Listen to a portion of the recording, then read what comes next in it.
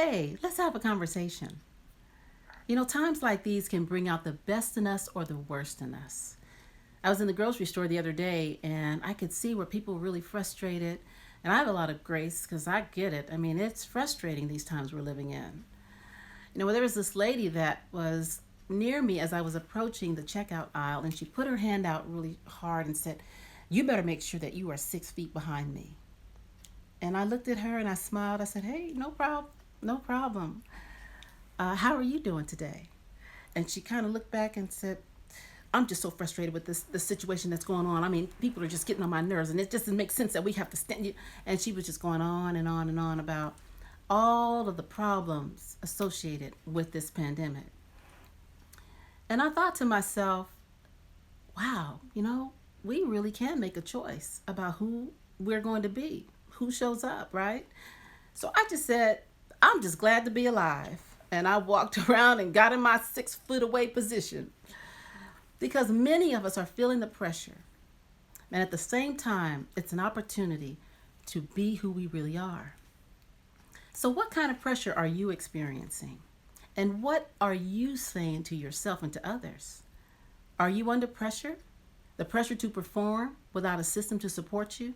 If you're an entrepreneur like me, perhaps you're under the pressure to plan without a strategy that can scale. Maybe the pressure to provide without a salary to secure you, or the pressure to preserve what might be slipping through your fingers. There's pressure all around us. There's pressure to persevere for a future that we can't see. But I truly believe that if I know who I am, I can maintain my position, my purpose, and my peace throughout this pressure. And how am I doing that? I'm proclaiming my position in Jesus Christ. So I am empowered and elevated to see things from a different perspective because not only am I in Christ, so are my circumstances. I'm prepared to flesh out my purpose, to spread what's inside of me. All of the fruit, love, joy, peace, patience, kindness, faithfulness, goodness, gentleness, and self-control. And so with this pressure, I can let all of that ooze out of me.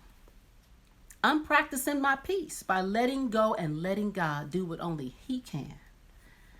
So, what's oozing out of you during this time of pressure? What's being squeezed out? Is it sour or sweet?